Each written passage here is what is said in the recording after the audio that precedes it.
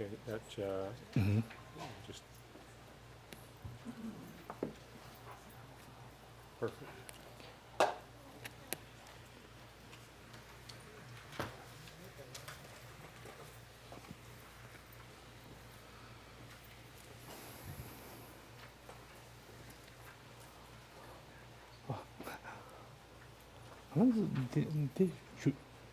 대 슈만나 망게디 인지 자주 어디 잡지 쳐야 말 하나 대 슈고 말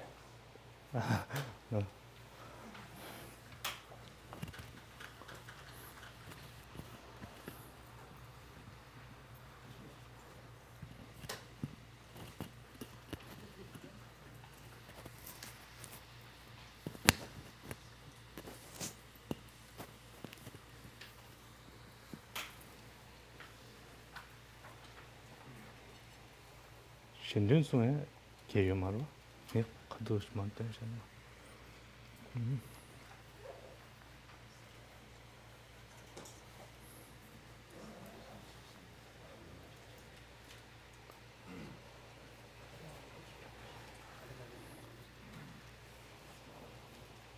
面对사실 배심하시 손샤나.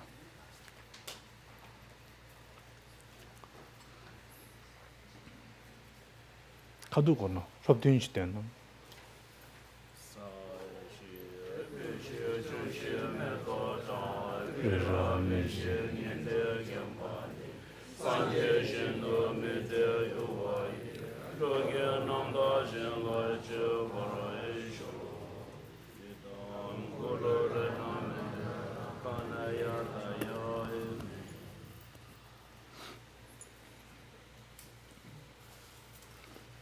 상계 최단 속에 전남나 장종 거도 다니 자수 다기 주진 개별 선남계 돌아 배제 상계 도보라 상계 최단 속에 전남나 장종 거도 다니 자수 다기 주진 개별 선남계 돌아 배제 상계 도보라 상계 최단 속에 전남 장종 거도 다니 자수 다기 주지 개별 선남기 돌아 벤제 상계 도바라 쇼.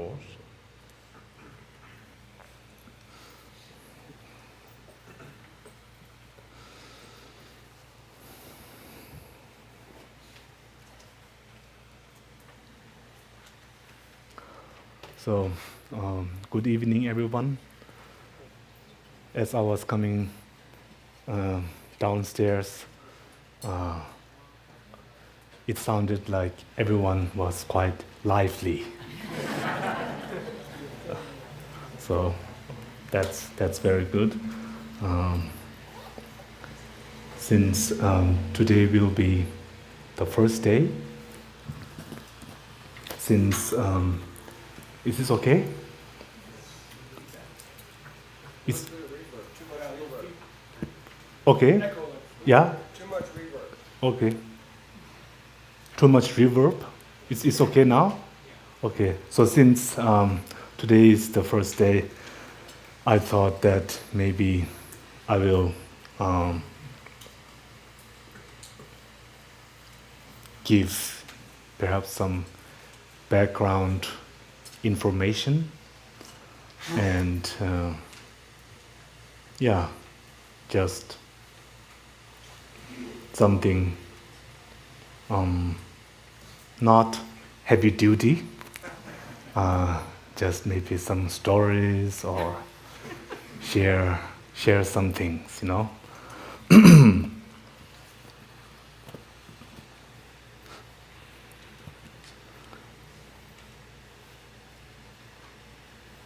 As you all know about the texts that we will go through, the composer of this text, which I'm sure you will all know, is the incomparable master Rinpoche or Tsongkhapa. Tsongkhapa was a great master, was a great practitioner, and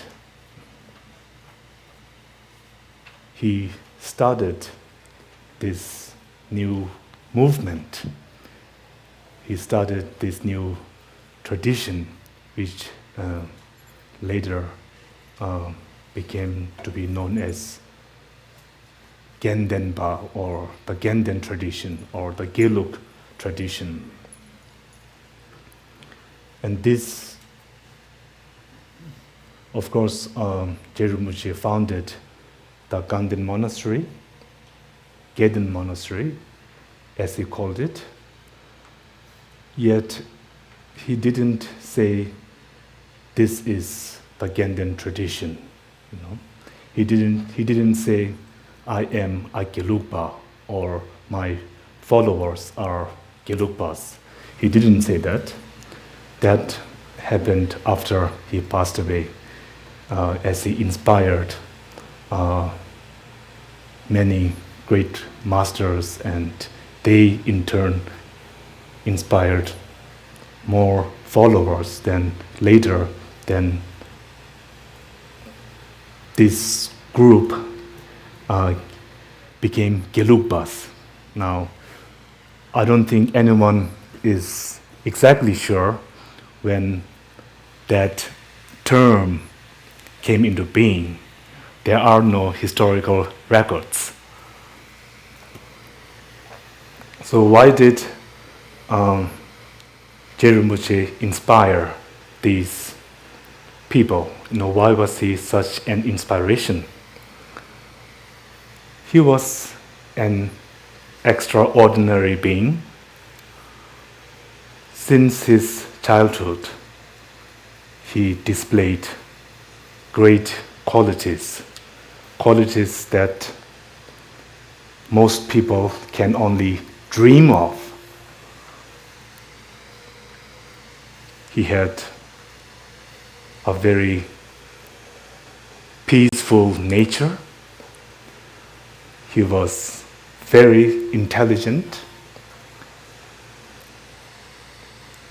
In our monasteries, when we study, we say there are two types of intelligence.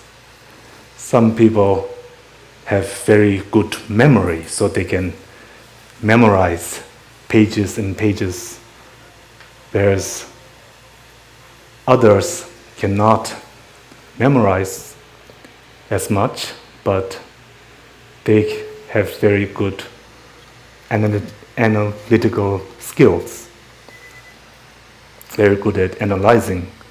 Rinpoche had, of course, both these qualities, both this type of intelligence. And I think in one morning, he could memorize over, I think, something like 20 pages.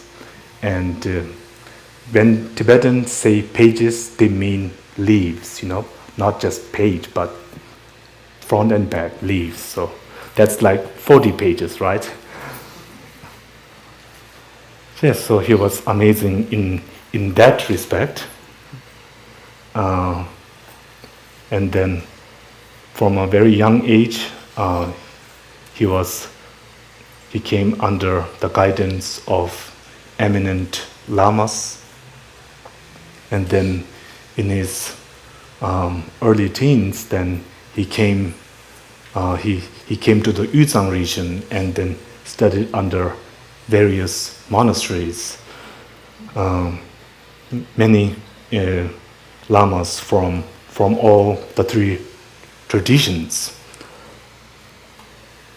and then I think at the age of 19, then what we call tamja, when we sort of after there was this tradition that when you finished all your studies, then you sort of make an offering in a sense. You sort of demonstrate what you have studied. So it was an examination of sorts. So he would do that. He did that in many of the places of learning, reputed places of learning during that time, and his fame spread throughout Tibet.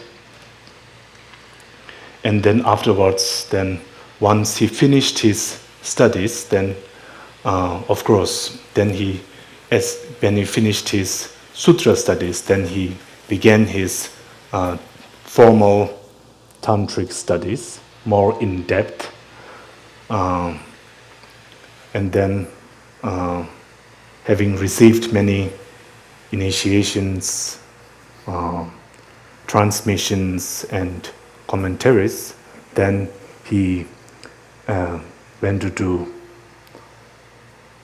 went what we call, for I think almost 6 years, he went to do retreat.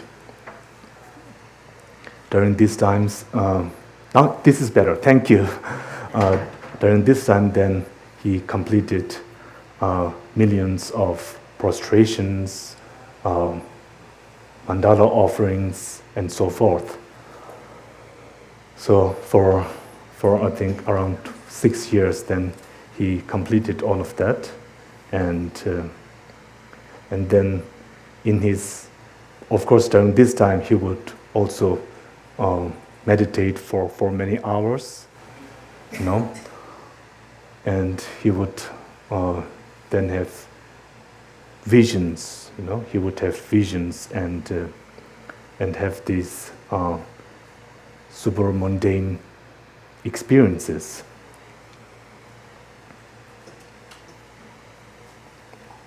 And then, due to the requests of his disciples, then he composed many texts. He had composed over 18 volumes, which covers a wide range of subjects, from sutra to tantra, and within sutra, I think almost he composed texts on all the five treatises, Pramana, Panchaparamita, Madhyamaka, Abhidharma, and Vinaya. And the five treatises, they are basically all about philosophy, meditation, and ethical conduct. So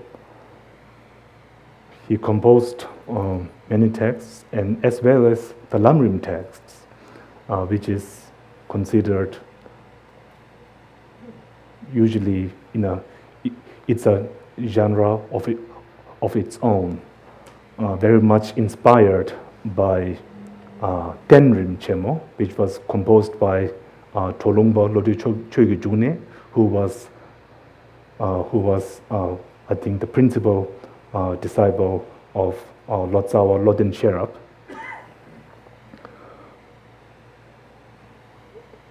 And the concise Lamrim, he composed 3 Lamrim texts. The extensive Lamrim text, he composed that when he was around 46. And then the the Lamrim Tingmut Kharsire. And then the middle, is it you call middle? Middle length. The middle length Lamrim, he composed that when he was, I think, 51. 51. No, sorry, 59. 59. And I didn't find the exact Lamrim, but it was after he had established Ganden Monastery. So it was the last 10 years of his life. So in the text, then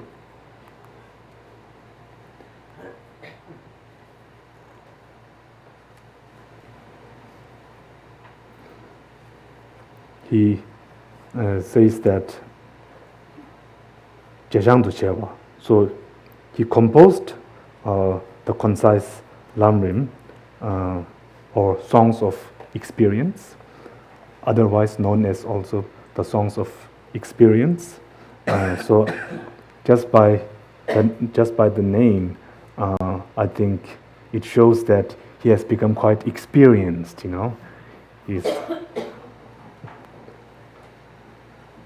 And that he has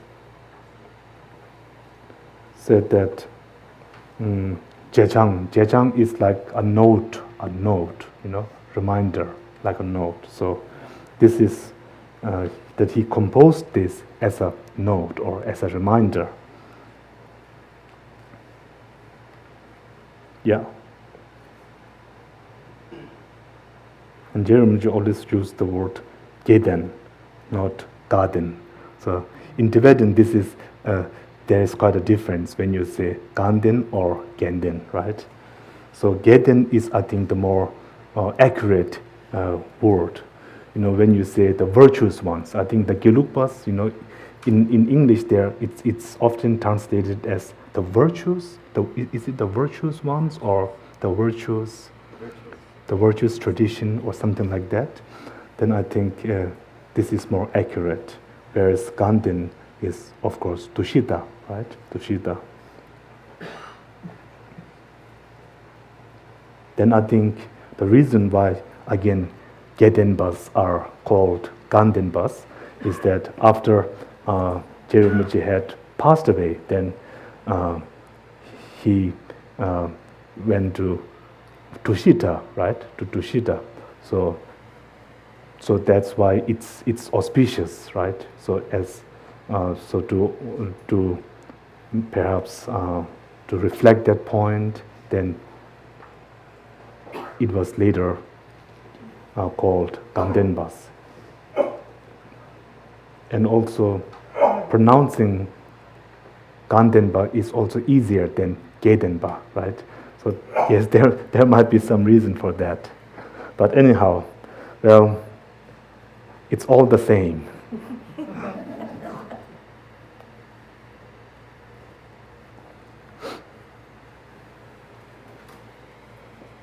And then perhaps we can now go with, maybe I should just first read the Tibetan version, and so that this could be like a transmission.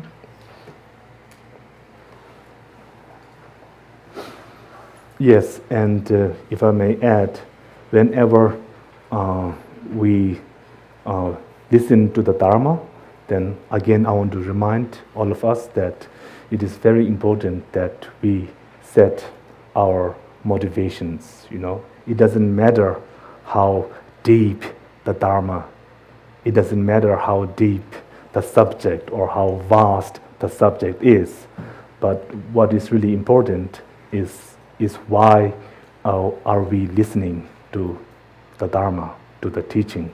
So for that, then I just want to remind that we should set our motivation to the best of our capacity, to however way we can set our motivation to the best extent. So please do that. And as there's a saying that that we should have a very positive wish.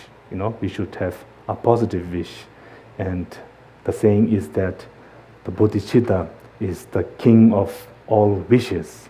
So to try to listen to the Dharma for the sake of attaining a full state of enlightenment, for not our own happiness, but for the sake of others. So with that in mind, then I will begin the oral transmission of the songs of experience. Pinzo gele chive jembe go tayen zhe rawa gong so ma le chi jin su ben do sha ge zo de na ge jia sen da me de mo di se ge jo ge ze wo ge kun nam ni ta me jin do zhe ben na ro me wan zhe ben ya ma zhang de lo xin de bo wang ge ge yong ji jin gong ma de de dong le lo do me jian se zo na yong zhe ba zhang de zhang zhe xin da zhe ba ni le zhe zo mo do jin sa mo do ji jin zhe ben na ma na yong zo ben ni de da me de ma me de de ta pyo so lo ge na do mi ge zang da ba zhe zhong hong zhe zhe ge ge ta ge zhe ba现在西安农个国家的咱们开发用作为给你们把这种我们都没你的东西的那个就两个什么呢给个都嘛那个那到嘛了就我们给不得说啥那个就都是把这两把是被加上去但把东西给没多把当说嘛那都把就当给我们的那你把当你学习不样子来就说这些这个给我那个给点都没到嘛就给不送嘛那个什么也让没着今天事情也说那个你们都是的就是对到你别讲他们就觉得对别做那边对我那边的那上边的这些来说经验呗这里我这个做呢他们现在我把我也什么主要之前的我说当然说一下嘛我个人都会学你别是你说那你们的这样说讲讲那这个这些那这人家把这什么你话就那我那这什么现在叫我跟我说那多少年你这个你不能包括你说的那样子他这个就这些叫做现在跟这边跟这边讲的只不过就是那这些就是都不能第二人家不我讲第二可能也是年老多时间主要来说你说这样子跟他说这样子的那老几年当然满年报的30满年报多30million为的提马上没别就能老过生活的多这面包的他把来的中完那些根本都是上对不起你说跟这样的跟他说跟这些叫做老多是你们上的麻烦呢他不听些没你说跟着回来就这马上拿回来找就是没些别是的你种这些都不懂花工的这么小包姐你说我讲两个都在跟他们这样就是老什么的就兄弟兄弟的那边就把那个是当天从那个那些就这到包当中给做对别是弄的这些人给是包那边先生就都东西都是你说我讲他们这个他们个这样就是逻辑不都是容易些咯现在都包就别村家说嘛什么人都给别个是你别他把错就是做别些这些呢都那就给要说都别那么给别的你就是我讲他们这个他对个讲这些讲在了最近你觉得嘛这边去你们这东西别的话给个那那么多的都给都把没把这个对的些呢让到那边这边把那给米线送啊这你就是你们的他对个这些讲在了是把到的那么给说你们都没个都跟不是当的这都就做这那这个国家人的些呢所以说国家了那么都是个公报这你种你们的那个都国家人就是说没多的别尊重考个那种都有那样的大学别就那么他们这都能这么做刚才那个他那么一些都他的心里都跟谁呗那边尊重个这种个找那种个你们的那个他说这就是老什么什么那往着给我的上那有没这不行当然给我没有包跟着就是那种的现在的现在那种我那么的种的更多的那种个那种的他说这就是那现在什么的都没随便找的那基本上做了跟的那边的我们这这面就多的这些他们对个吧也那对吧都能叫我那种人讲他们的那个东西的宣传是了这些什么这些什么样上脑壳也早就做也把么多些新年那么大这个是那个就咱们这讲你们没多没用葡萄区别是那的有没新年到那个年的他这我们这边村人给他这面的他们这这些别最近准备两边是那个天天都都这个吧这那种人讲他们的这个他对个讲的经常说了这些光别的人主把你们把这些最近就把也是说多把也讲一路来有没信徒担保那把电视给把托呢是那年从这都了这那么样子那就是人讲他们的这个他对个讲的经常说了你们家能够到别多年但接到就嘛的东把你今年他不是送到这也给谁这边把这多啊对他多年就是这个 Sembomebe gyasa namge lo ninjo ngene namde da ketmo ko jati jang sa no de jun de tishin ke namde ni lo ko tumo no tishin ke ni kebe de ben ge ge na de ni guden ja zo je shu ne yong zo me ha de ba de jo to ba de dan de ba ji ne jo ne namde da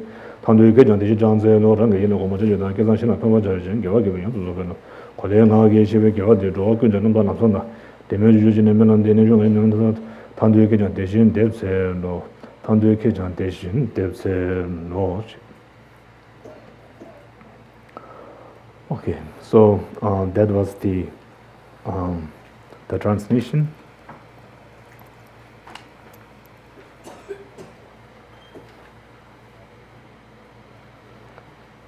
I've had the good fortune of receiving this from His Holiness and also from the late Kyabji Ladi Rinpoche. Yeah.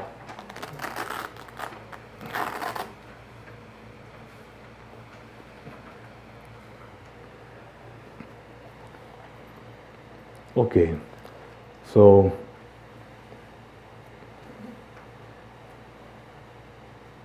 this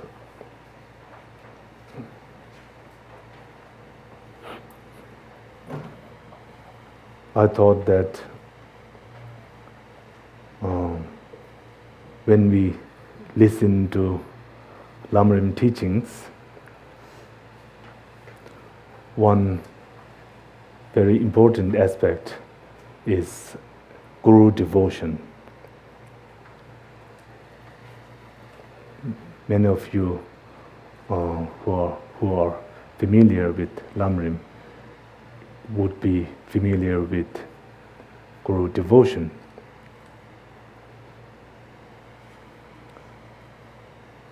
Because to those who are, I think, relatively new, then I thought maybe it might be a good idea to talk about Guru devotion. Of course, I don't need to talk to most of you because you are already so well versed in Guru devotion, practice-wise. So I don't need to elaborate on that to you. But I think to some of you who are quite new to the Dharma, then maybe it might be a good idea. And later, during the question-answer session, then I would very much like you all to sort of participate in that. I'm going to. After a few minutes, then I want to ask you all, ask those of you who might have questions to raise your hand, so then I can sort of try to then allot the time, because right now it is currently set at 30 minutes, I believe. But if we have a few questions, then I might make that maybe 45 or even 1 hour, because I tend to take some time to question, to answer one question. So, yeah. Guru devotion is the most important aspect of the Lamrim teachings. That is where we start. It is where we start. To practice the Dharma, of course, then we need to know what we are practicing, how we should practice, and why we are practicing it. And that's why we need to rely on a spiritual guide. And before we talk about the devotion aspect, then in the scriptures, they give some criteria for the gurus and criteria for the students as well. Because if we don't have those criteria set forth, then it could become quite loose, it could become quite loose. And then the qualities of the gurus might come down, and with that the qualities of the students might also come down. So since there's a danger of that, then that's why we are very careful when it comes to guru devotion, when it comes to choosing our gurus. On that note, then I want to say that what I'm doing right now, and of course in the coming days with Mahamudra, then I want to say that I don't think, especially Mahamudra, I don't think I am qualified enough to go through these deep subjects, through these precious teachings. I don't think I can do justice to any of those authors. But since I was asked to do this, I'm taking this a bit like when Rinpoche sort of said Tamja, and there was the assembly of Sangha, and they sort of witnessed and they sort of weighed how much he knew, right? But except in my case, I think you all would be weighing how little I know. So that would be the biggest difference. So for me, this is like a training process, like a training, something like my internship.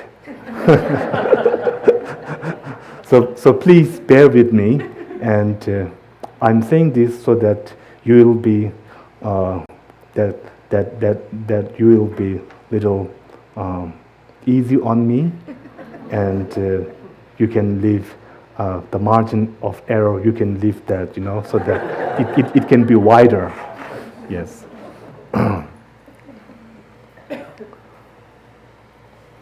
In the Lamrim teachings, if you look in the great treatise of the stages of the path to enlightenment by Rinpoche, then he gives citations,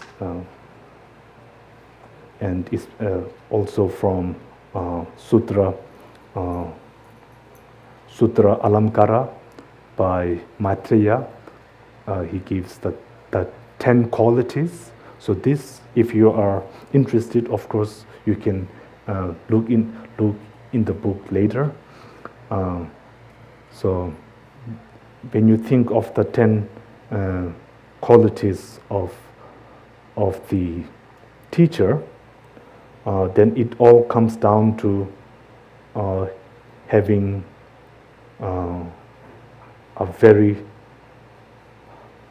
high standard of ethical discipline, having a certain level of meditative state of mind, and having insight. It all comes down to those three. The three, what are they called? The three trainings, the three higher trainings, and this is very important. The first criteria is ethical discipline. Without ethical discipline, then there is no way that the person would be able to gain a higher state of mind, or having insight, or having insight of emptiness, to be specific.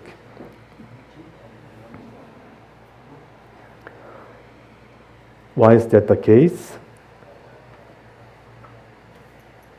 For gaining single-pointed concentration, then one must uh, that you can only develop shamatha, single-pointed concentration, by way of mindfulness, by mindfulness, tempatang, initiation, and introspection. So those two, mindfulness and introspection. And if we are not able to be mindful of our speech and our physical actions, if we cannot, if we are not aware of that, if we are not able to control those two aspects, then we won't be able to control our mental, or we won't be able to control our mental state. In other words, we won't be able to control our distraction. We won't be able to stop our distractions, right? So that is why ethical discipline is considered the foundation of both shamatha and vipassana. And when we say ethical discipline, then the minimum is that one must refrain from the 10 non-virtuous acts. You know, that is the minimum requirement. Of course, in the case of a spiritual guide, then I think it has to be more than that, and that the teacher needs to have at least one of the 8 pratimoksha vows, one of the 8 pratimoksha vows. So this is very important, and if one has ethical discipline, then I think that makes you that puts you in a better position to be a teacher, because the likelihood of a person taking advantage or abusing his or her students would be less if the person has higher standards of ethical discipline. So therefore, that is also, I think, another reason why that is considered a prerequisite. And then shamatha and vipassana are a must, because when we say spiritual guide, we are saying this spiritual guide is the person that guides you to liberation, that guides you out of samsara, right? So for that, the guide needs to have in not just some knowledge, not just scriptural knowledge, but having some experience, having experiential knowledge, especially that deals with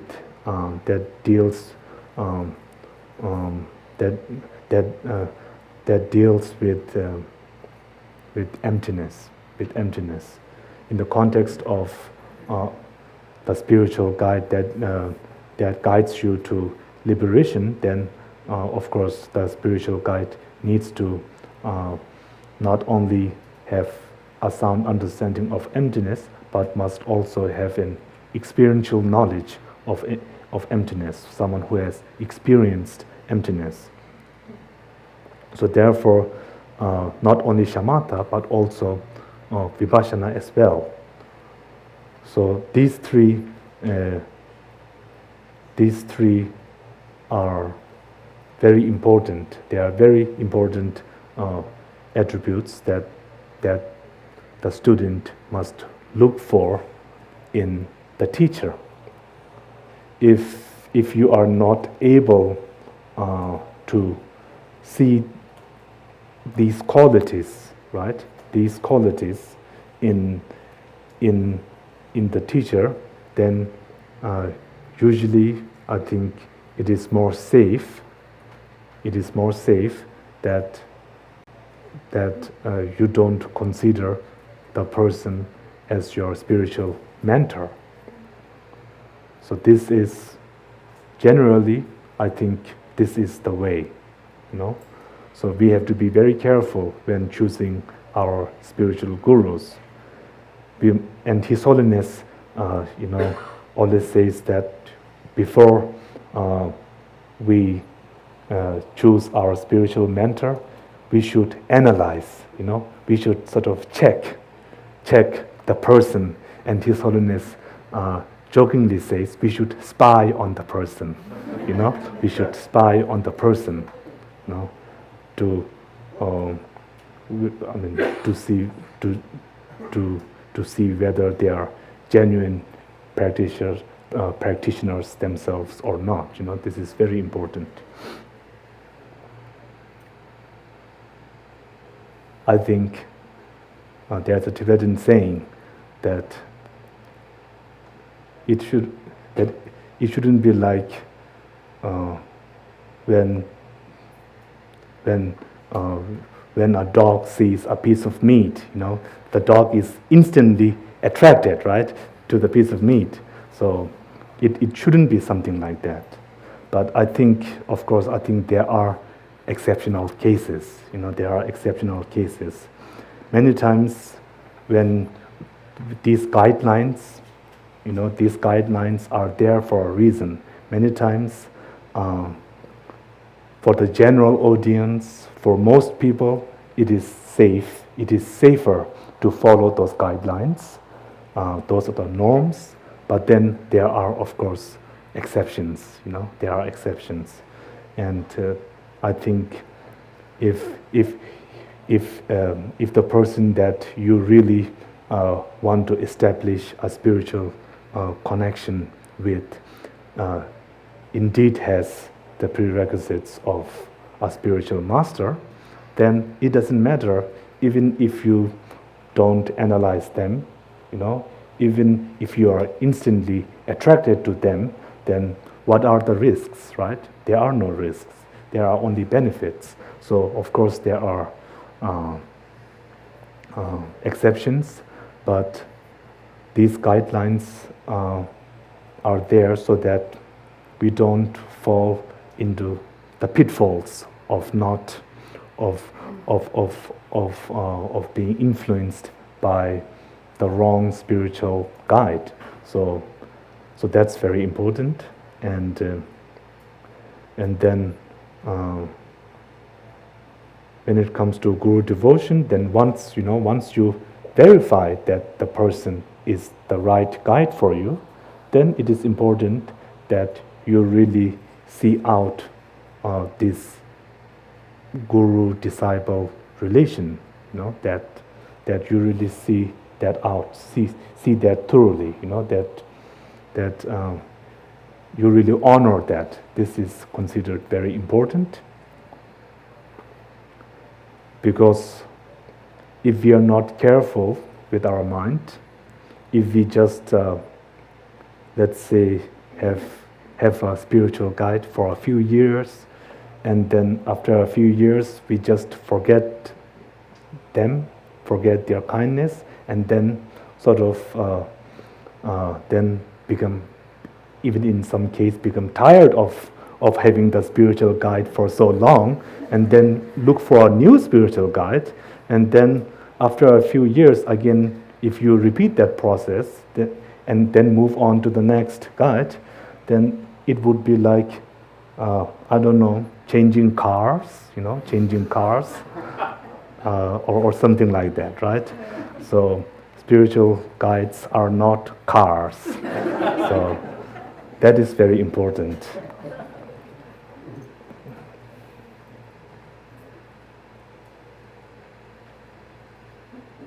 But if one was going car shopping, then one would nevertheless really.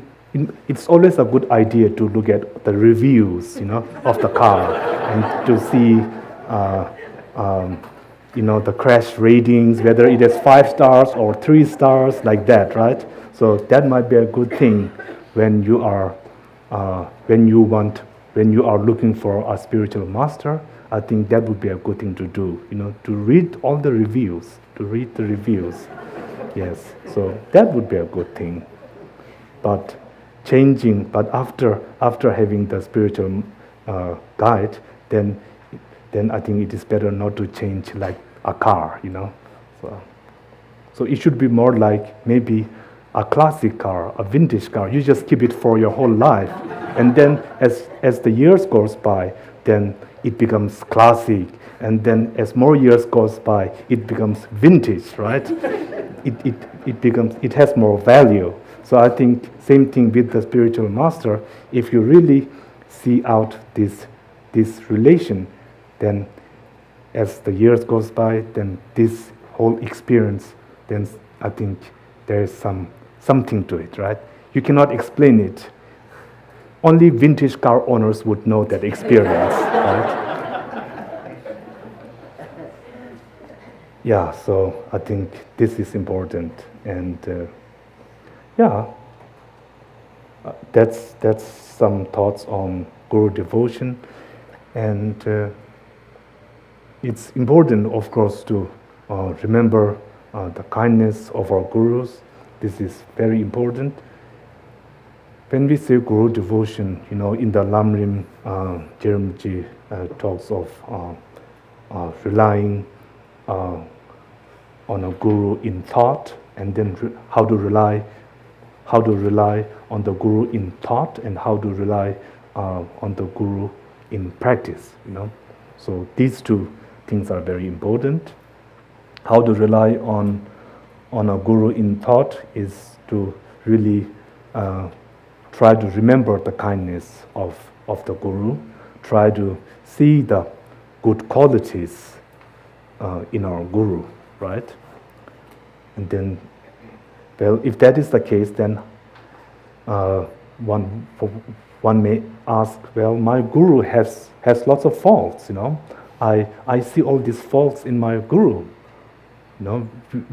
It is perfectly okay to ask that question. And to which then in the classical Lamrim teaching, the answer is always that something like, well, this is really my fault. When I see all these faults in my guru, many times it's really our mind. We are projecting our faults onto the person, right? So that's one technique of one method of sort of not falling prey to that way of analyzing or that critical thought. And then I remember His Holiness in one of his Lamrim teachings saying that when we say the guru is in an ordinary form, what it really means is that the guru is showing afflictive emotions, When the guru displays afflictive emotions or behavior that relates to afflictive emotions, that is what it means by ordinary appearance. So I think that has much meaning, and we should maybe reflect on that teaching. And then, of course, in the Lamrim, the benefits. Then the Lamrim states the benefits of seeing the Buddha as a Buddha, seeing the Guru as a Buddha, and then the faults of not seeing in such a way, and so forth.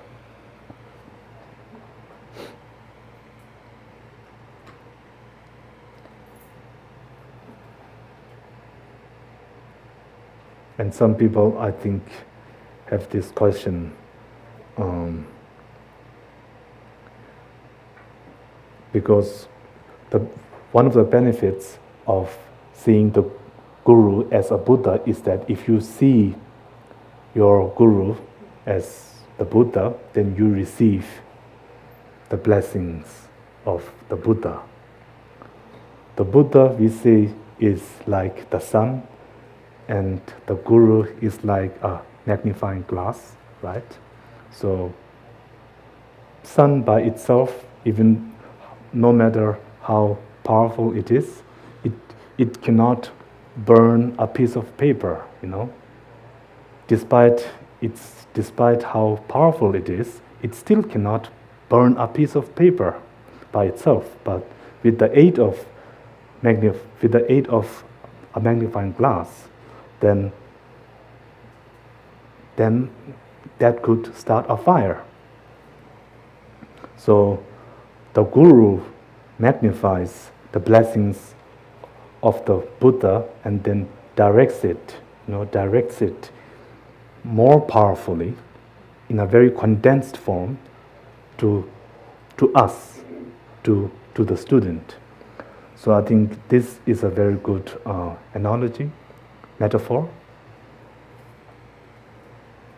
So this is, I think, one important point.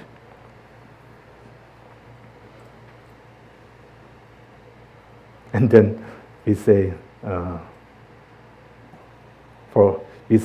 to those who have really no appreciation, who show no appreciation to the Buddha or to the Buddha's teachings, then no matter how powerful the Buddha is, then we give an example. For an example, the sun can be very bright. Its rays can spread in the 10 directions, wherever. But to the mountain that is facing north, then there is no sun, there is no sunlight, or the sun rays would not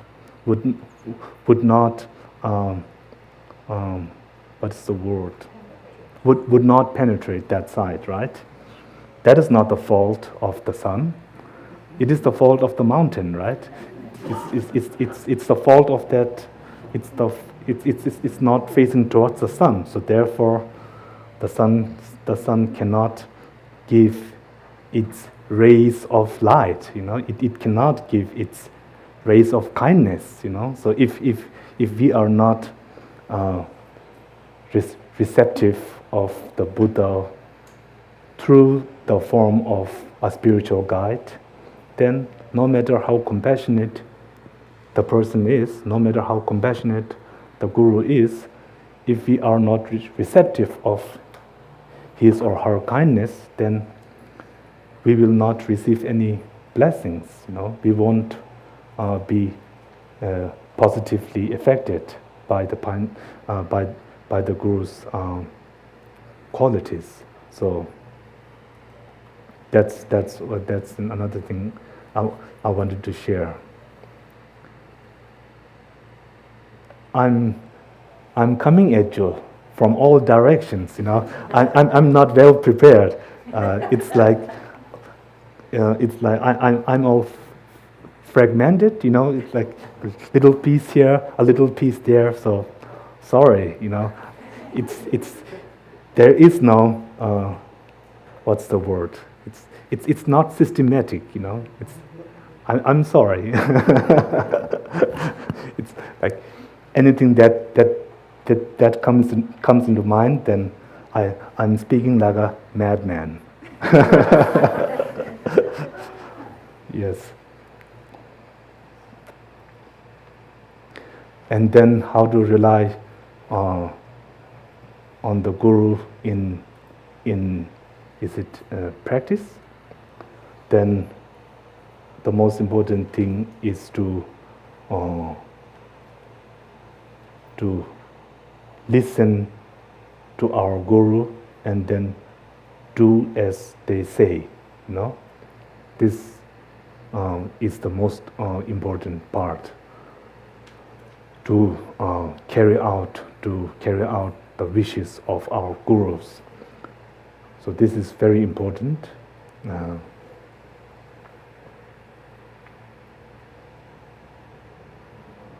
So if we have commitments, if we have received commitments from our gurus, then to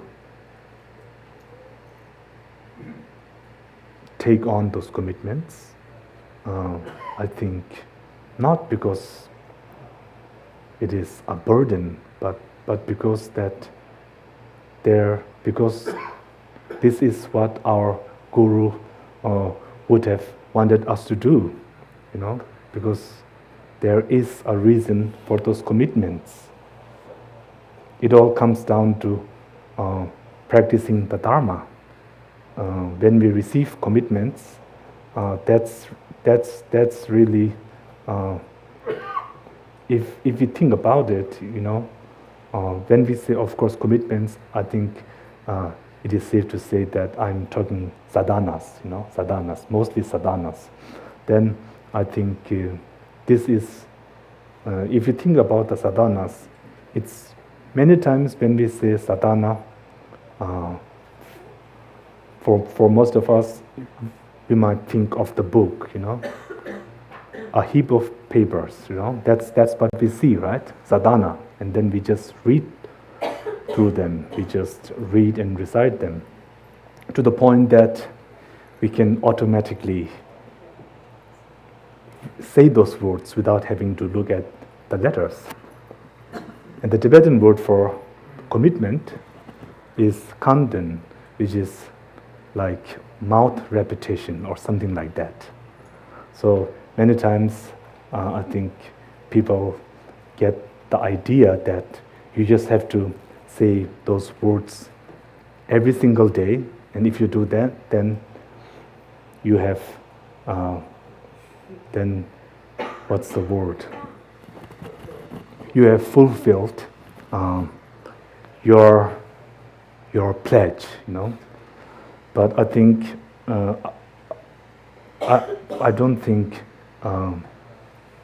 that just that is enough, because those pledges, those commitments are really the path. It is the path to enlightenment. It is generating those minds, generating those higher state of minds, generating those super mundane minds. That is really the teaching. That is really the pledge. That is the commitment, and that is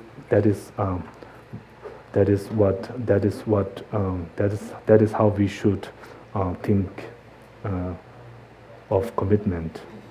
I'm not so sure. Maybe I think it was Kirubje, but I could be wrong.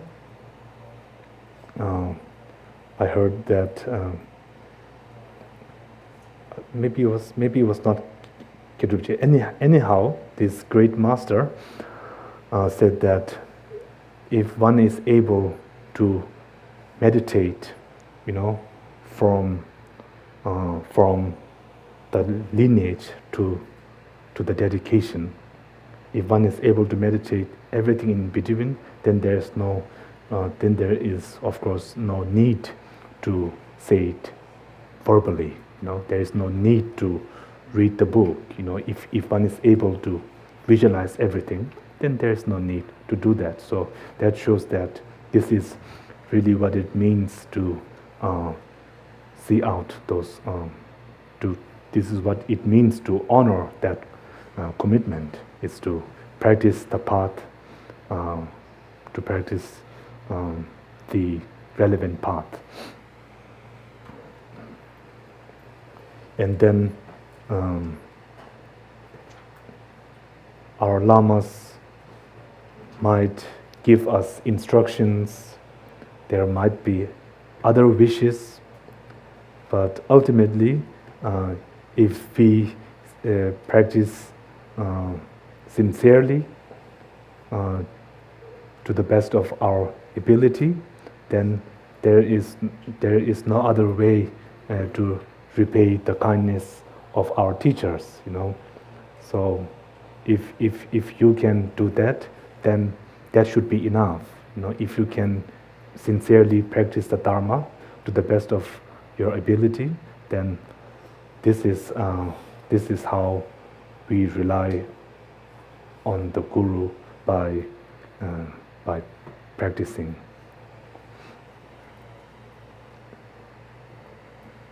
So at this point, maybe if those of you who might have questions, could you please raise your hands?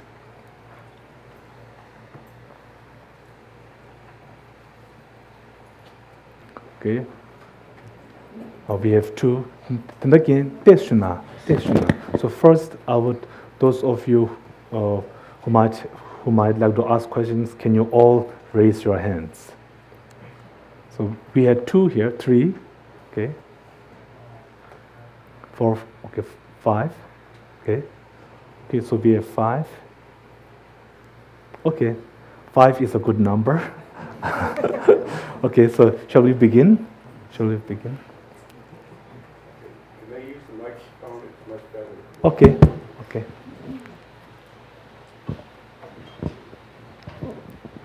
How can we know if the potential guru teacher has the experiential knowledge? That's a very good point. Yes.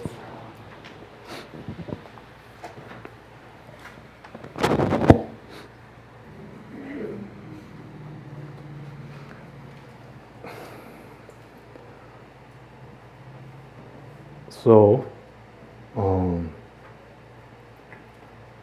generally, in our interactions with fellow human beings, we usually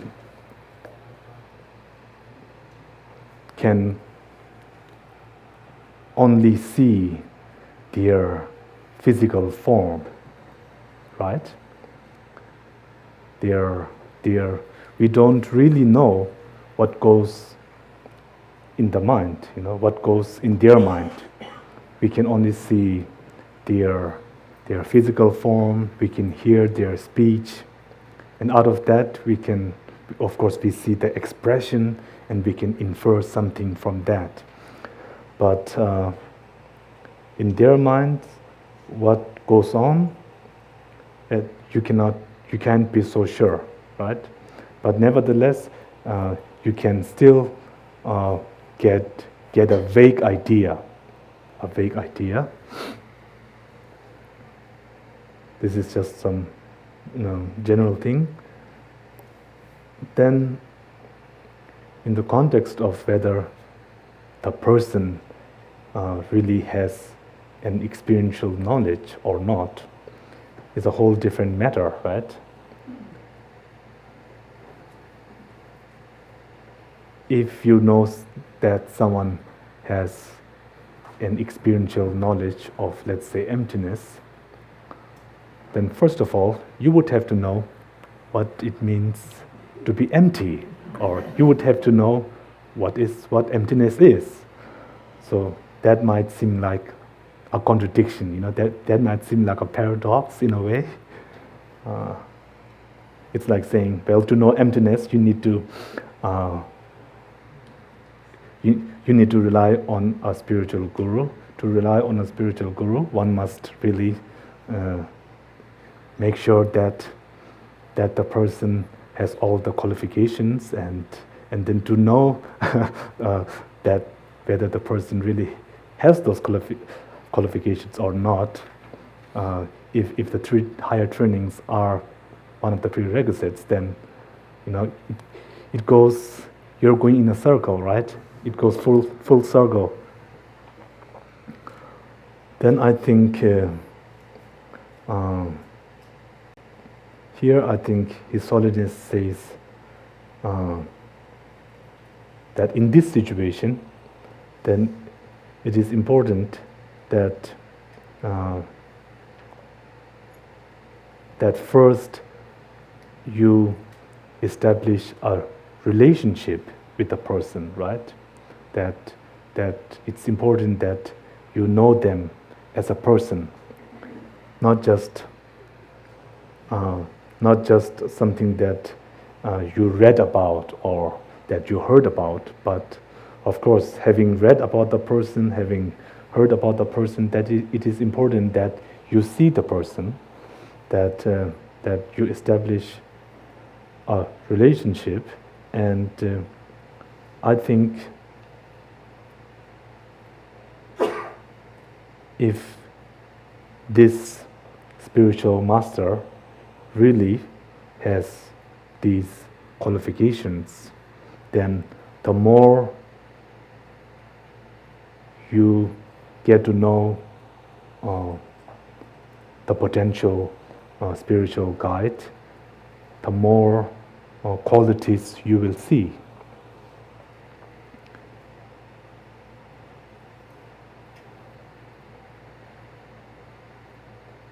As you get to know the person, if you know them personally, then I think you can then tell, maybe not very specifically, but you get a general sense that this person is indeed genuine, that this person not only just says some nice words, but the person is really devoted to his or her practice. And in the case of experiential knowledge, first, of course, one would need to maybe have some dialogues on emptiness or samsara, like that. And I think that between the person who has a very good scriptural understanding of anything, and a person who not only has a scriptural understanding but also has a deeper understanding, even by interacting with them, I think the person with the deeper understanding will, even though they might say the exact same thing, when you hear the words, I think they will have different effects.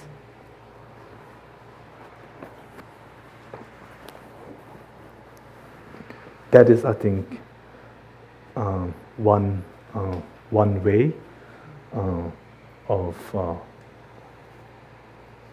that's like one marker, right? That's a marker. And if the person passes the first test, ethical discipline, then usually I think then you're quite safe. That's the most important thing. If the potential guru does not pass that test, then there are risks. Whereas if the person has passed that test and is dedicated towards the teachings of the Buddha, is sincere, then even if you're not 100% sure of the person's experiential knowledge, then the worst thing that can result out of relying on that person as a guru is that you'll probably not attain liberation, right? That's the worst scenario, and we're already in that scenario already, right? Whereas if the person doesn't pass the first test, and if you think, oh, this is such a great guide, is has so much powers or whatever. And if you if you take the person's words for the absolute truth, and if you, you, like anyone, right, plural, if you then become a little, if you become a little fanatical about the person, then there is the danger that the person could really hurt you, that you could be abused. So the risks are much higher. Whereas if the person had passed the first test and maybe not passed the two later ones, still it can't be that bad, right? So I think we should be very concerned with the first test, and the second test is something that you can, I think, only be definite after knowing the person on a deeper level, To know whether someone really has an experiential knowledge or not, is that you cannot know that without establishing a personal contact. To know, if you really have to know, to know, if you know that someone really has this experiential knowledge, you would have to have like an experiential relationship with a person, right? Not just through a third person's account, but you have to see that. So that is really difficult, and I think if I had said, I might have said previously that you must be sure of all those prerequisites before you take on the person as your guru, then I take that back. But still, I think, or one other way of explaining is that you can know that the person indeed has experiential knowledge, but you might not have to know it. You might not have to know that in great detail, right? So there can be ways. Now, am I starting to sound like a lawyer? Yes. So anyhow, it is important that but also if I think how you know, well, when you know that someone has an experiential knowledge of emptiness, you don't have to know that directly yourself, You can know it through the person's behavior, right? Like as it is mentioned in the sutra of, I think, the 10 dharmas. I don't know if I'm doing a very good translation, but anyhow, there are ways of inferring there are ways of inferring whether someone has great compassion for sentient beings. So if the person if the person when seeing suffering beings, if the person then if tears, and then if the person gets goosebumps, something similar like that, then that is sort of like inferring that the person has compassion. Or if the person, when contemplating on emptiness, if the person also then has these tears and gets the hairs rise like that, then that's one way of inferring whether the person has this insight, you know. So, of course, I think we have to, what we are seeing with our eyes is really the physical aspect.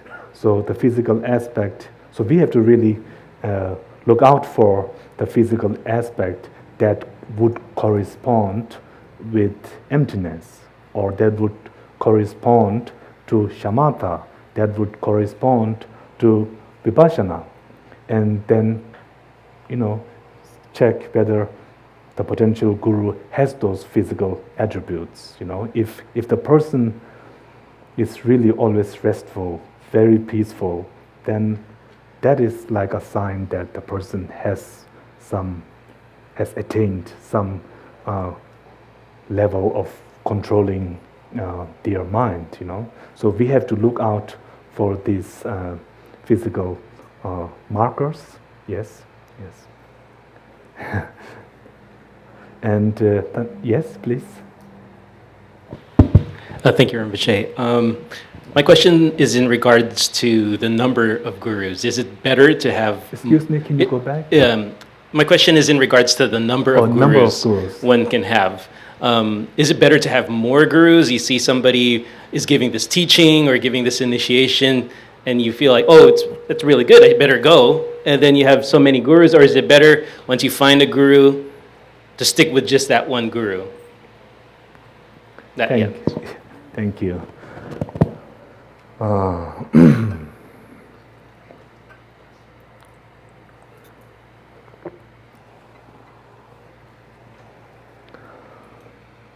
That's a very good question.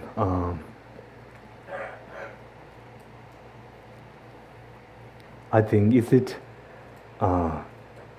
liberation in the palm of your hand? You know, where it is beautifully stated that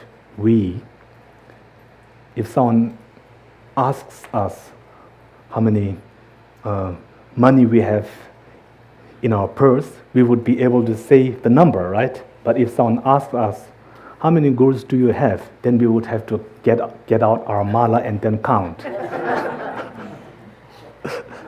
So if you ask me how many gurus I have, I would have to get out my mala, you know.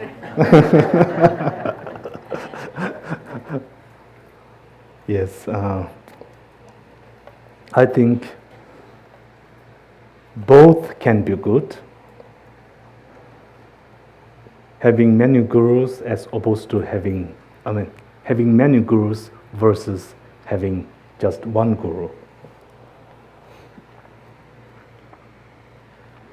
If you are not able to do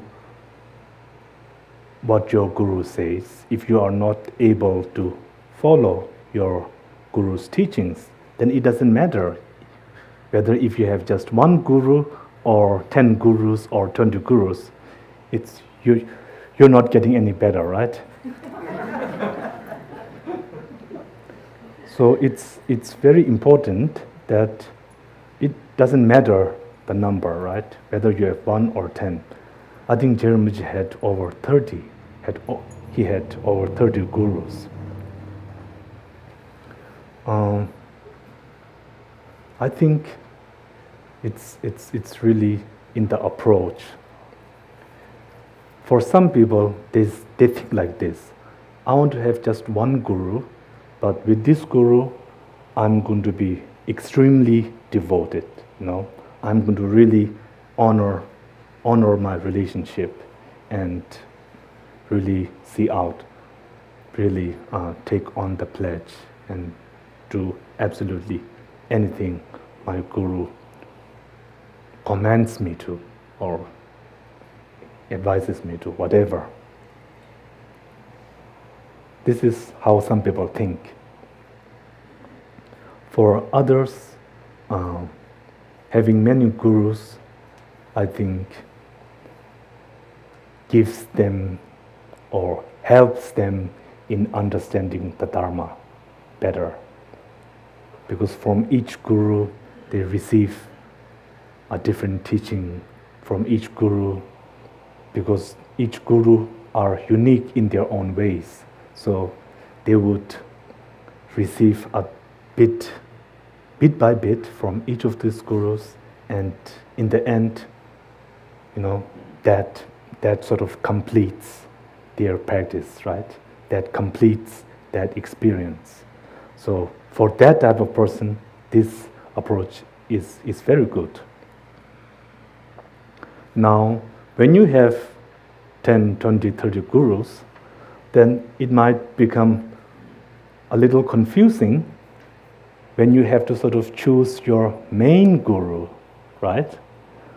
In a way, then like you have to sort of like cherry pick, right? Cherry pick, is that right? Yeah. Cherry pick. And I think cherry picking spiritual gurus is not the best thing. I don't think spiritual gurus are meant to be cherry picked. But when you have so many gurus, then there is always the root guru, There is always the root guru. Because it depends on how many teachings or what teachings you have received from those numerous gurus you have. So this is a different issue. When you have many gurus, then there is going to be a root guru, right? There is going to be the main guru. Whereas if you have just one guru, you don't have that problem, You don't have that problem. And then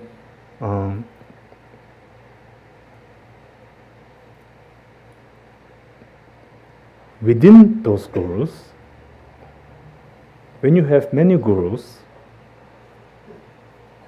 if you are not careful, then sometimes it may appear as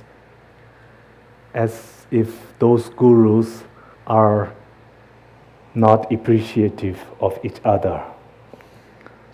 In other words, one is not in the other guru's good books, right? It might appear like that. So when that happens, then it is important that to convince yourself, that this is just your perception. You have to again go back to His Holiness's words when he said, gurus in an ordinary form, showing these aspects of afflictive emotions, ignorance, attachment, and obviously anger, intolerance, so forth. So it's important that you are prepared in tackling these issues, because these are issues. This affects, I think, many people. But it is important that you know this method, right? That if you, and this method isn't like this way of thinking, these teachings or these guidelines, it's out there in the open, it's not locked up in some secret treasure box. It's not. It's right in here, It's all in here. So if you read this book, in great detail, and don't leave some pages out and say, this chapter is not so important. This outline is not so important. I like the other outline, So don't cherry pick, If you don't do that, if you take this seriously, take the Lam Rim teachings into heart, then as with the four, I don't know, in the beginning, the four greatnesses, something like that. The greatness. What is the first one? Of no contradiction, right? That the scriptures have no contradiction, something like that, right?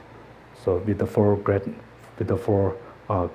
greatnesses of the Lam Rim, of the teaching. So this I think is very important, especially when we have many gurus, which I think most of us all do. So that is just one thing that I wanted to share with you. And your question was, is one thing better or is the other thing better, right? That was your question. So I think it's really up to us, it's really our approach, and we have to decide, we have to choose what works for us, we cannot say this is the right one, that everyone has to do it this way, or we cannot say this is good for me, therefore everyone should do as I say. So really, whatever works for us, whatever makes, whichever approach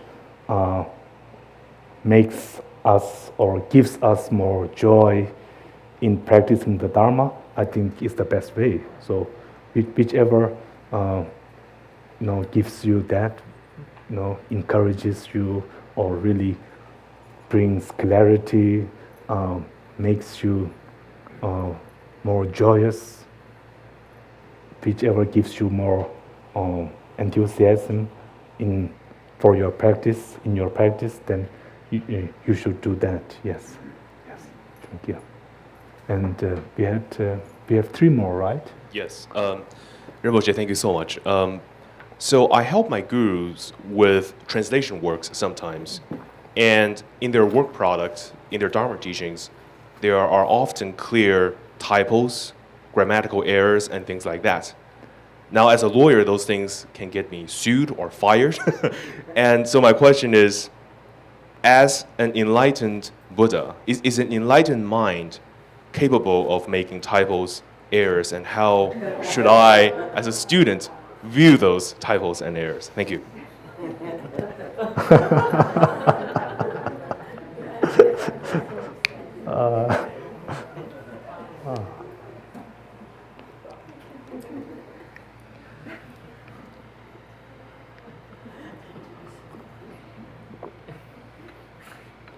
Maybe an enlightened lawyer can.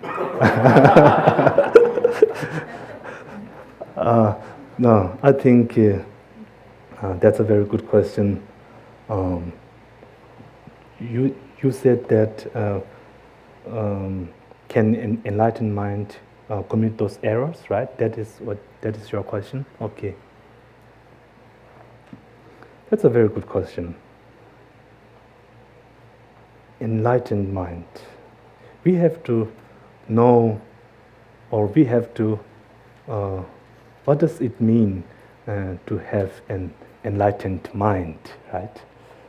Because this is a very important subject. This is the achievement, or this is our goal, right? Enlightened mind, enlightenment. We always talk about that. What does that mean?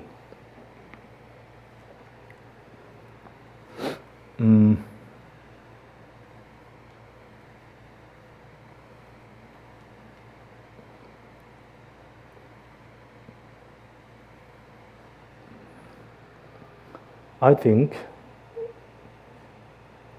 that when we say enlightened mind, we talk of omniscience, right? An omniscient mind, the all-knowing mind, right? And then what does it mean to know? Then we have to ask this question: what does it mean to know?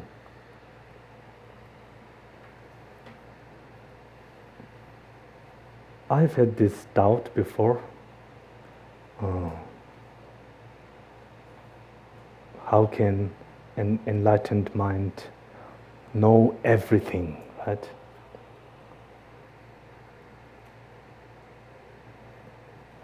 If this is how we understand enlightened mind to be, something that knows everything that is knowable, that leaves out no room for errors or no rooms. It's almost like,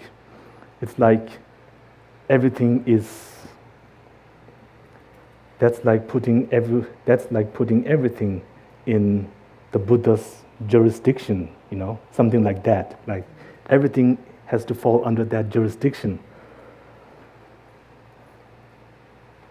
I don't know much about the other religions, but I think in the Abrahamic religion, when you would say God is all-knowing, right? And that's literally it.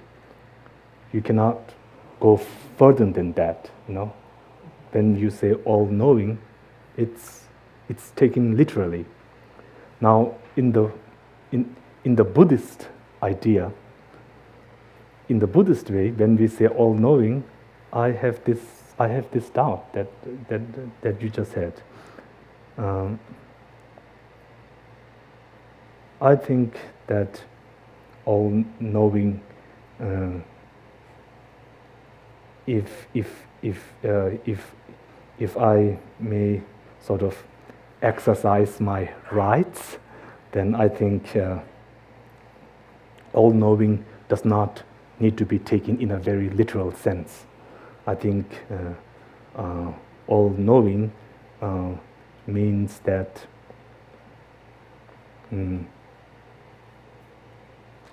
if you have this experiential knowledge that we were just talking about a few moments back,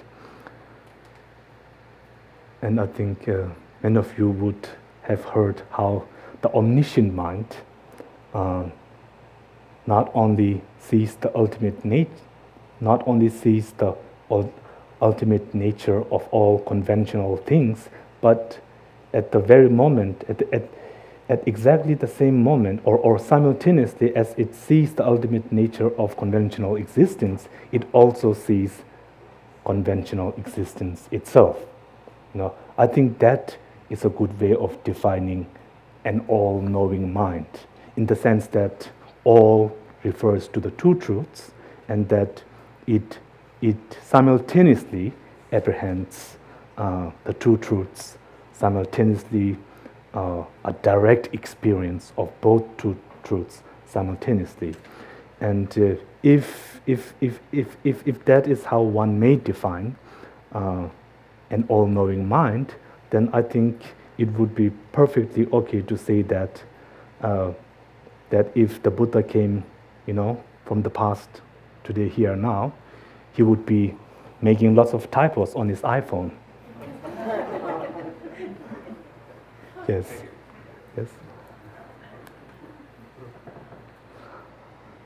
But again, what I just said now, I don't think that's mainstream.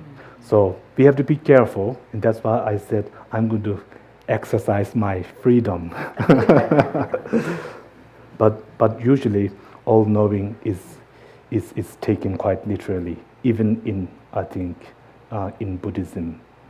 But then, this is quite interesting, when you look at all those religions, even, when you look at those that believe in a creator God and then that don't believe in a creator God, if the end result is all the same, right? If the end result of both these two different, quite different way of thinking systems if they define all-knowing in the same exact literal sense, then they would look so similar, right? Whereas if you explained it from the two truths, then I think then that gives the Buddhist explanation of all-knowing some uniqueness, right? Some unique quality. Yeah. So that's just a thought. Yes. Thank you. And we have now two more. Yes. Hello.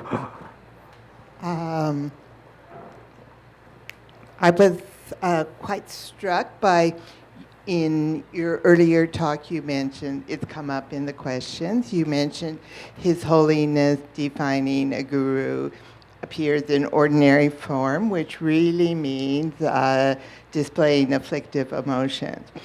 So I guess my question has two parts. I mean, some gurus that I've been exposed to, like His Holiness, I don't see as maybe certainly an ordinary form, but not displaying afflictive emotion. But say if one is examining a new teacher and somebody new to you, how do you discern in your own mind what is their display of afflictive emotions and what is my projection of my afflictive emotions onto the person? Thank you. Thank you.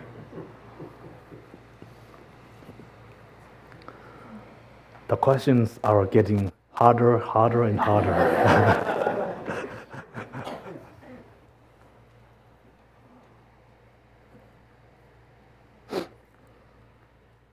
So give me some time.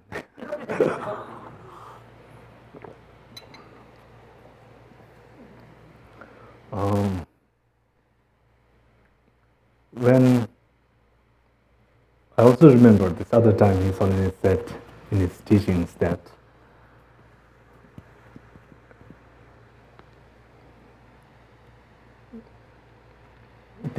we should examine the teacher, right?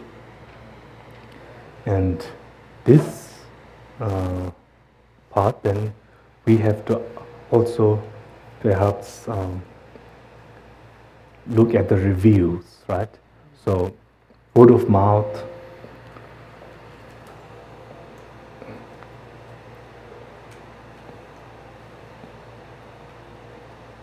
what you hear of the potential guru.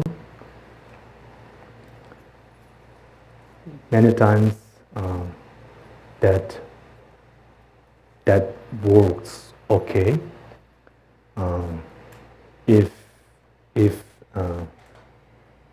if the spiritual guide has a good reputation, then usually it is quite safe, you know.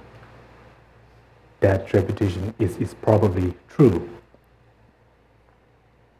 That may not be the case in that may be that might not apply to everyone, right? Not to everyone that has a good reputation. But if someone has a really bad reputation, then usually it is safer, you know, not to establish a guru-disciple relationship. But then again, that need not apply to all. You know, when Naropa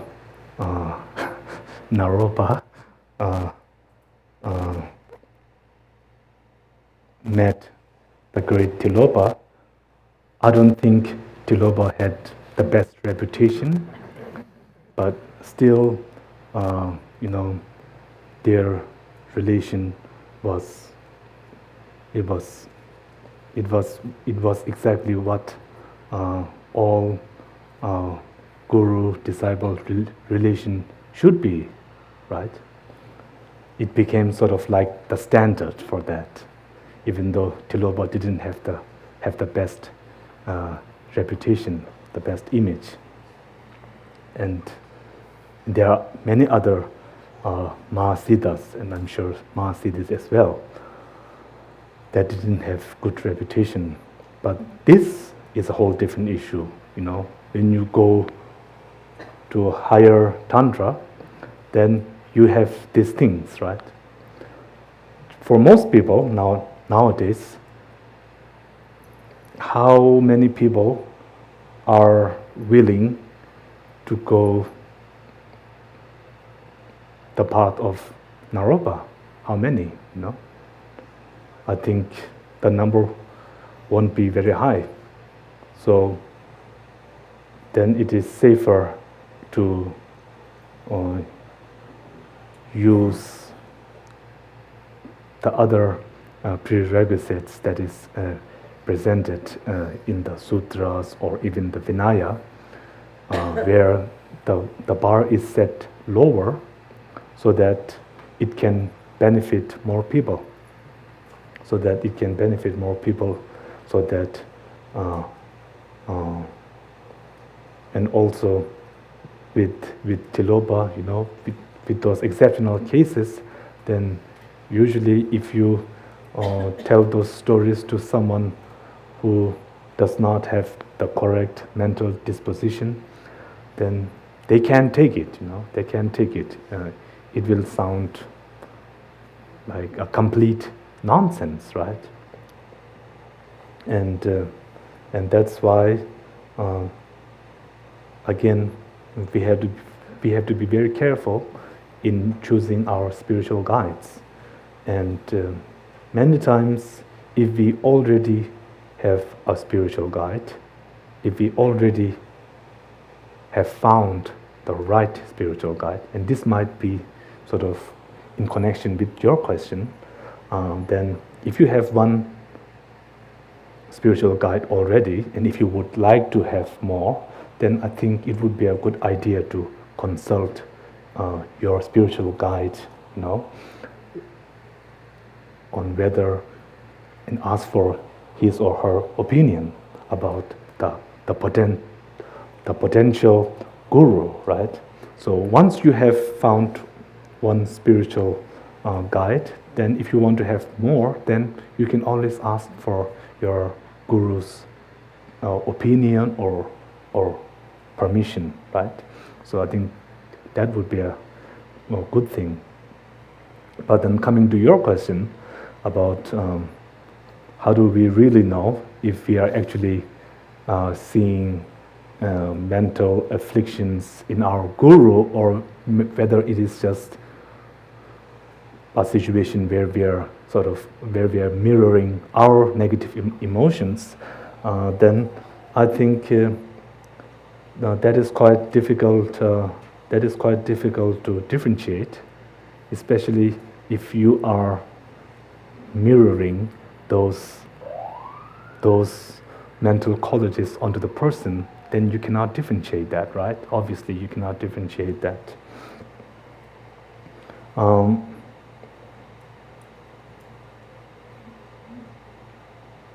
Well, I think, when you ask the question about how do we know whether the person has experiential knowledge or not, and now it's going to, how do we really know whether the person has afflictive emotions or not?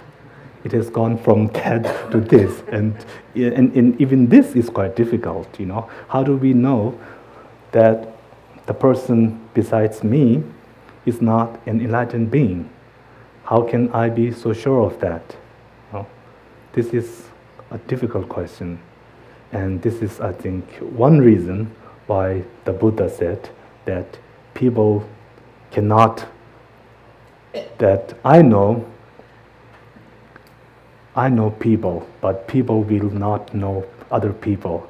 He said something like that. So many times we take things for granted, and that's part of our thinking.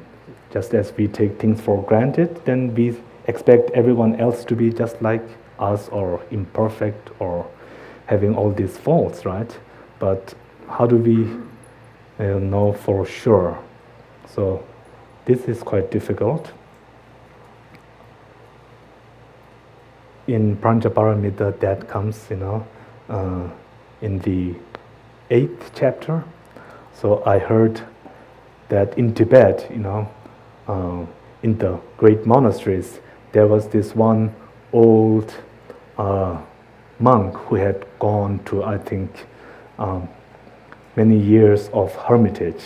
So he came back, and then he came back to his monastery, and he would ask people, what's that? And they would say, oh, that's a rock. And then he would point to something else, like to a bridge, and say, what's that? And they would say, oh, that's a bridge, right? And then he said, no one here really knows the 8th chapter of Abhisamaya Alamkara.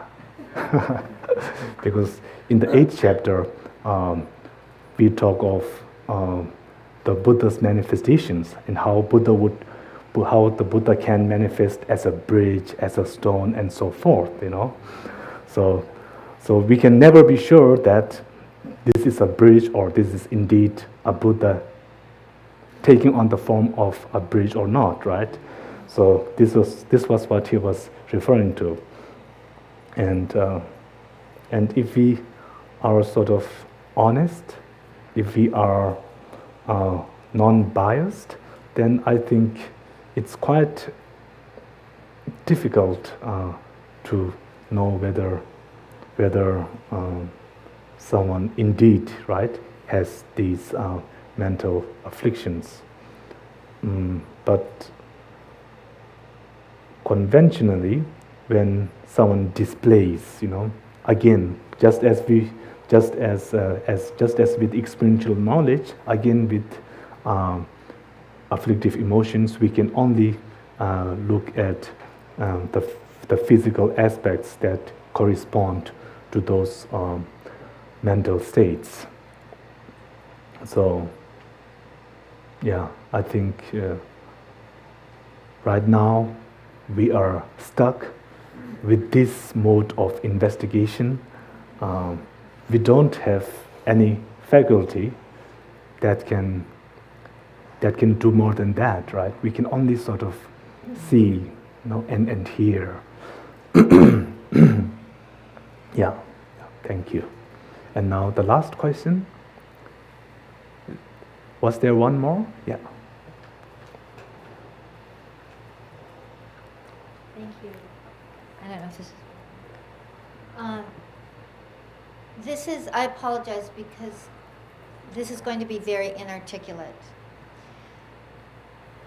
So lately, I would say more often than I remember previously, His Holiness Dalai Lama has in his teachings cautioned more than I think previously about Guru devotion, to the point that maybe he was exaggerating the point of almost saying to avoid it. I'm not saying that that's what he said, but he almost gets to that point. And I just would like, I don't know if you've heard him in his teachings do this, and if you have, I would just like you to comment on that, please. Thank you. Thank you. Thank you.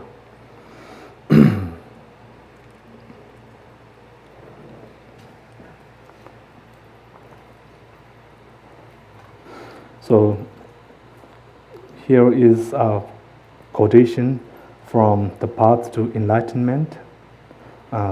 This is a teaching given by His Holiness.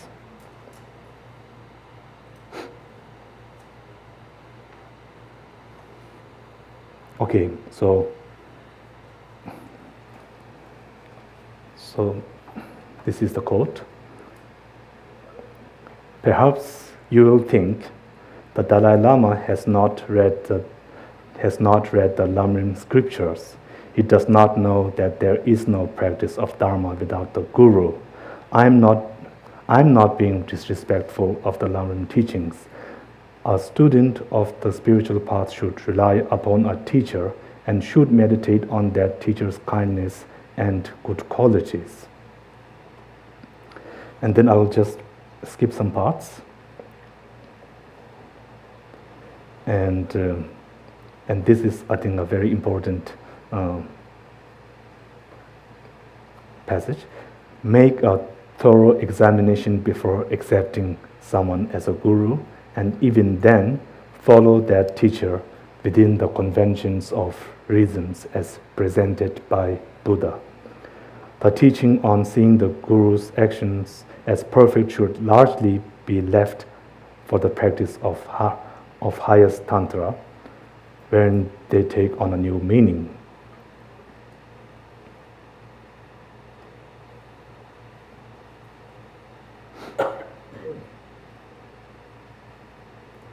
There was just one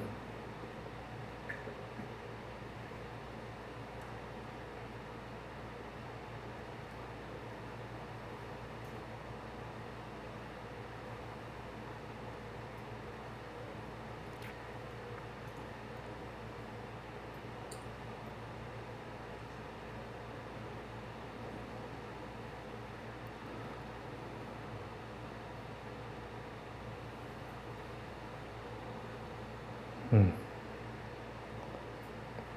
looking for this one part that I wanted to share.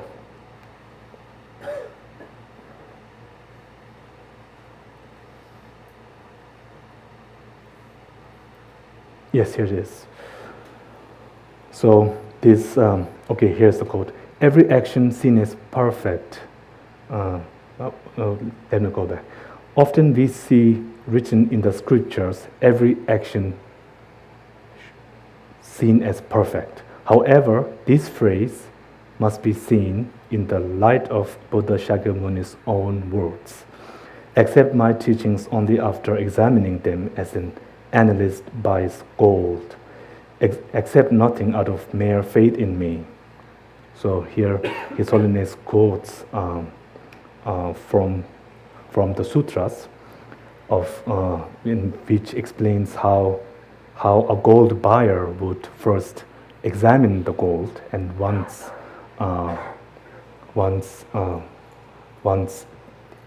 that is verified, then the person would buy it. So likewise, Buddha himself said that you should analyze Buddha's own words, and once it is verified, then you can then take that as a teaching, right?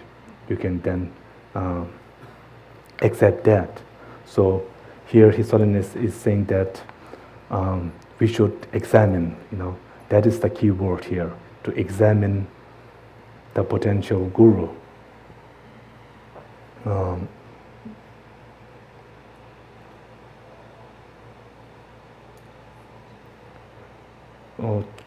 Can you please, when I was looking through this, I might have missed the point of your question. Well, I think that's what he's talking about, is examining. I've noticed over the last few years him stressing this much more than he did in previous years. Maybe I'm wrong about that. It seems like I'm noticing that. And, it seems like caution, because I suppose just because of what you're talking about in response to the questions that were asked of you, that it is hard. And I know, I can just think of, sort of being an early student many, many, many years ago. And maybe there was a misconception of, that whatever the guru does, somehow it's perfect, no matter what he or she does, even though maybe actually that's not the case. Maybe that guru is really not, doesn't really measure up to the standard. And, I know that there are teachers who we, many of us are aware of, who, many people follow, but you kind of wonder, about those teachers, and yet, there is this attitude, well, okay, that's, and I forget what the word is, that's guru wisdom or something like that, when in fact, to another person's eye, it seems that this is not ethical behavior. Do you understand what it is I'm trying to address? Kind of. Yes. Crazy wisdom. Yes, thank you. That's right. Some people call it crazy wisdom when in fact, I don't know, is that really crazy wisdom, or is that just not an ethical teacher?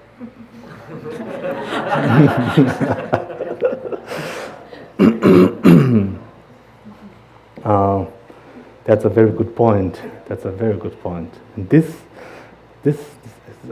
and I think you are doing a very good job of being the standard bearer. It became harder, and hardest now. So this is the last question, and fortunately, this is the last question. It cannot become any more harder. It cannot become any harder. Well, His Holiness, of course, is stressing the pitfalls of choosing the wrong spiritual guru, because we have had a few cases, in the West, I think, because when you are looking for a spiritual guide, one important thing there's one thing that you shouldn't do, and that is being naive, don't be naive. And if you are naive, then that could get you in all sort of trouble. So how do you stop being naive? It is by analyzing. It is by reading.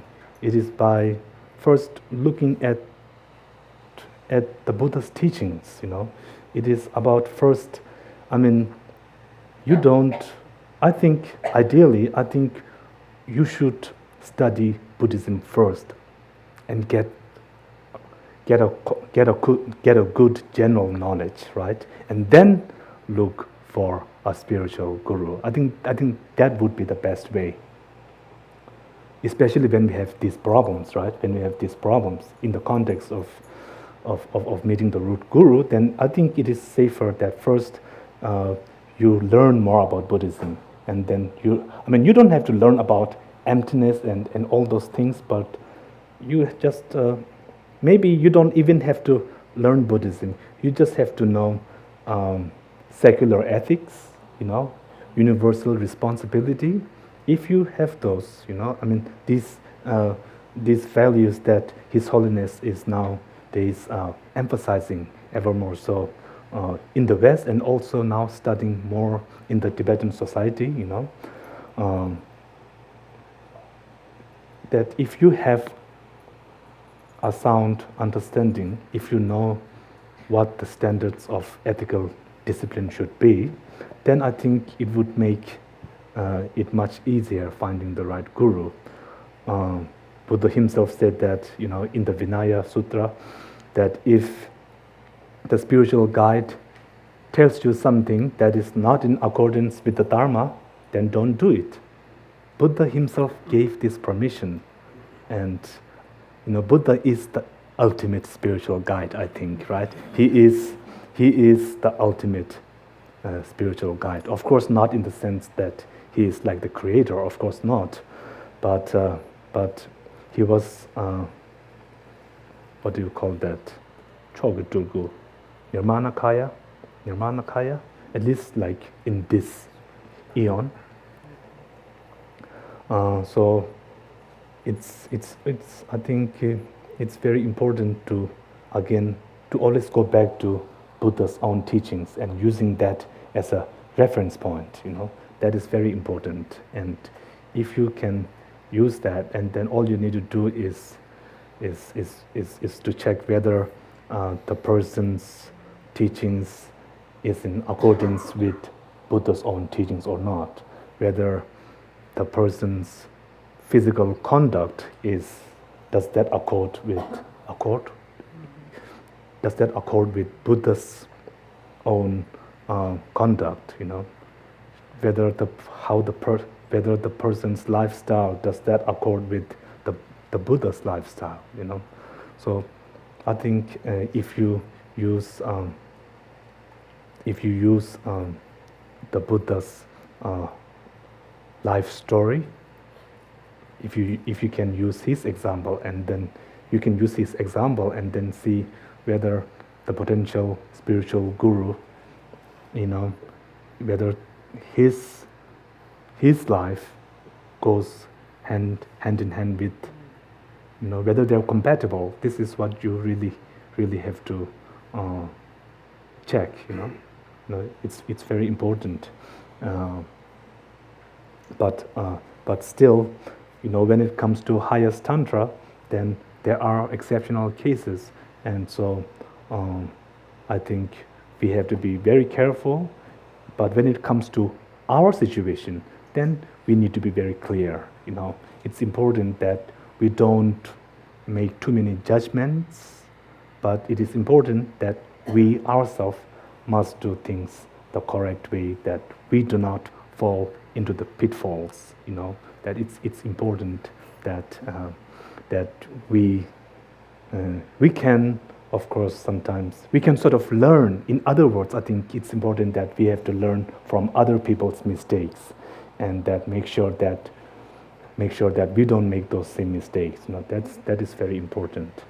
And so with Guru devotion, I think just to summarize, then to remember the kindness of our gurus, and to see the good qualities, and to especially emphasize the positive attributes of our spiritual guides, and then really taking our pledges, our commitments, our relationship with those extraordinary beings very seriously, and just taking their advice to heart, and seeing our commitments, honoring that, I think, is very important. And with that, I will stop. So thank you very much, and have a good night.